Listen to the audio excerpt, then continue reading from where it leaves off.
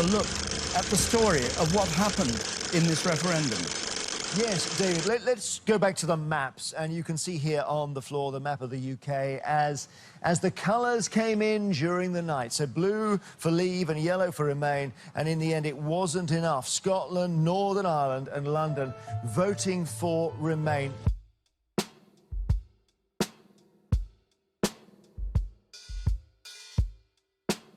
If we get the executive back up and running here, Northern Ireland is in the unbelievably special position, unique position in the entire world, European continent, in having privileged access, not just to the UK home market, but also the European Union single market. Nobody else has that. No one. Only you guys, only here. And that is the prize. I can tell you, when I go around the world and talk to businesses, they know that. They're like, that's interesting. If you guys get this sorted, then we want to invest in Northern Ireland, because nowhere else does that exist. That's like the world's most exciting economic zone.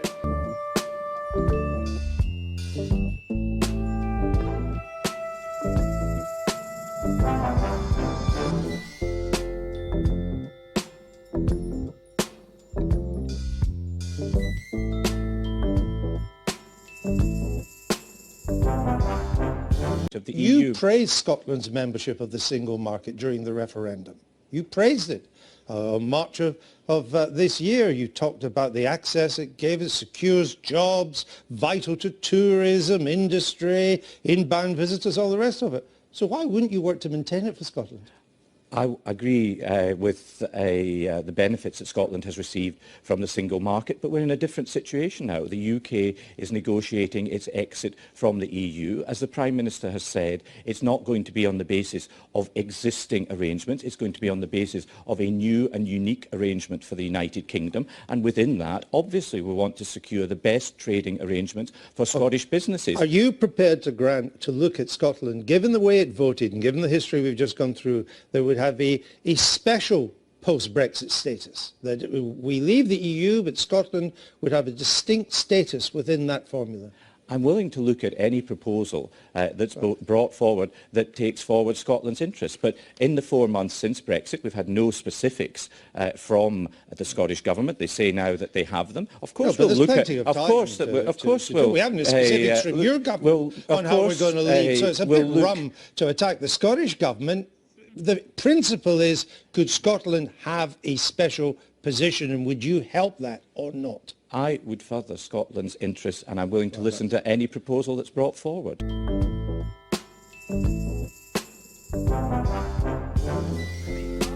the right. 39. That's the SNP amendment also defeated.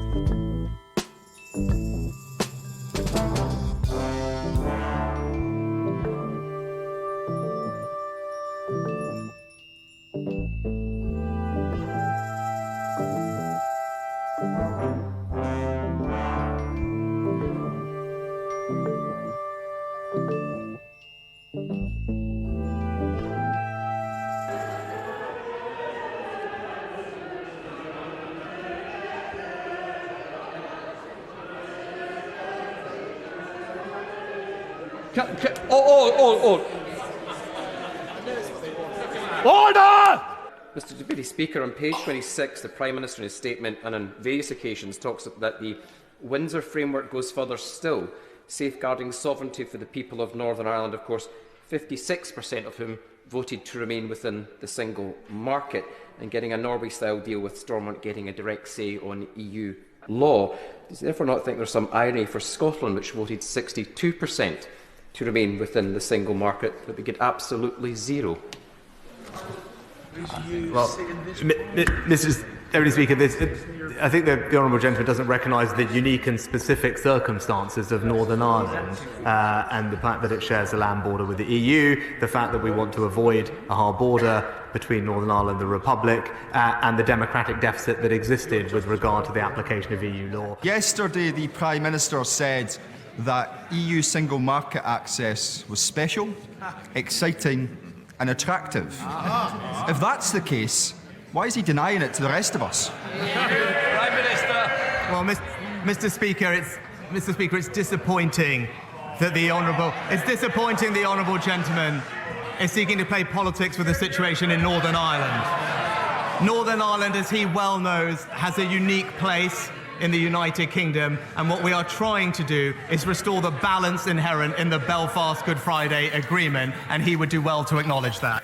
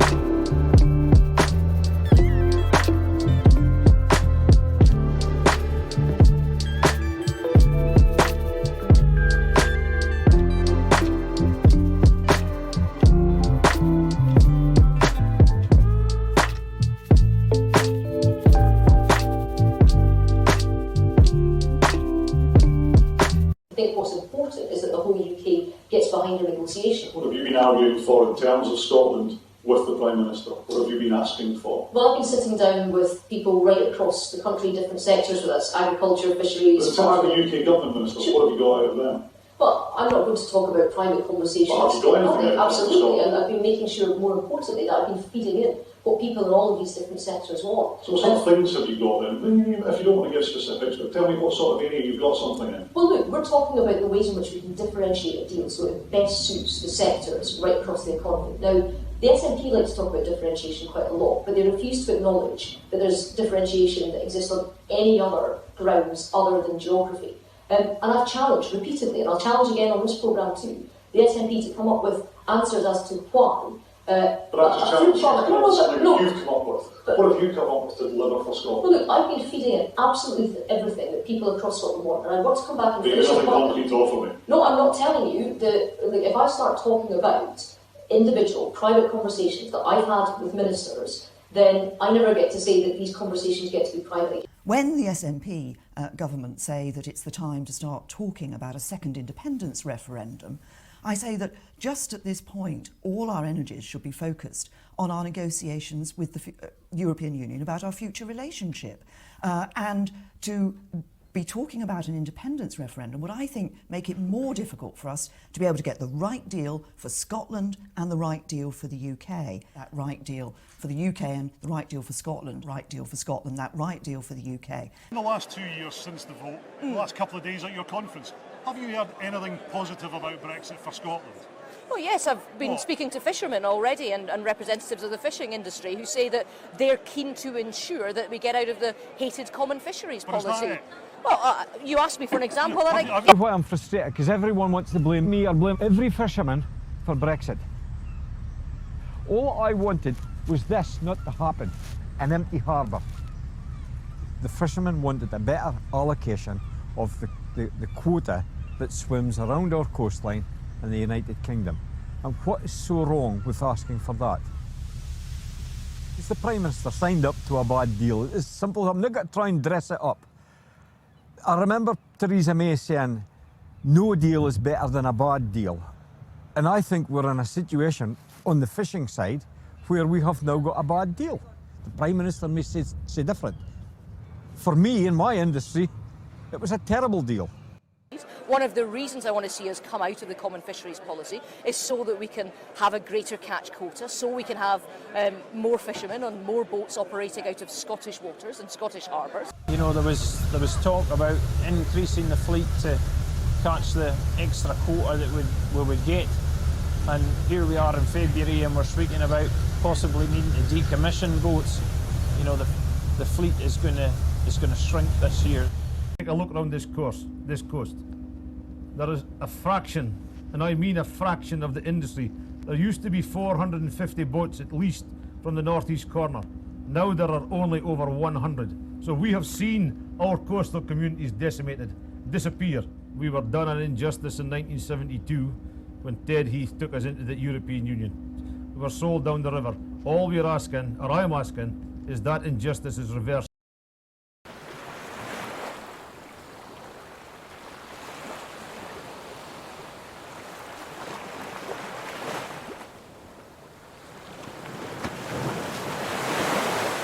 One thing is clear, the UK government has lost the trust of fishermen, maybe forever.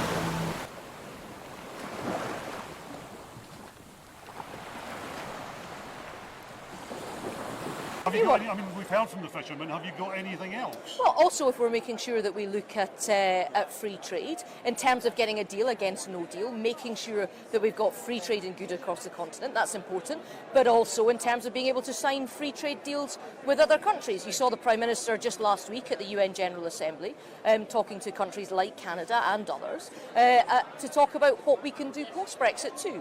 But there's no guarantees there, is there? There's no guarantees certainly for Scotland or for Scottish jobs. In your speech, you suggested this. Do you think it would wreck the Union? Well, what I said in my speech was that our opponents, Nicola Sturgeon, nationalists in other parts of the United Kingdom, have said that if there is a chaotic Brexit, that they're going to try and use that to further their own aims of separation. Now, you know, It's your party that would be delivering that chaotic Brexit. Well, it's negotiating with the EU, and Yeah, what I want it's to see only in your party on this side. This is Well, a Tory Brexit. Well, 17.5 million people across the United And Kingdom since then, voted it's for only been Brexit. negotiated by Theresa May and her team. It's a Tory Brexit. The United Kingdom government is negotiating, sitting on one side of the table against the massed ranks of 27 other countries of the EU and all the EU institutions to try and deliver a deal for the United Kingdom. And that's the deal that I want to see. I'm asking you, what benefits of Brexit have been to Scotland? It's a short. Absolutely. I have to look.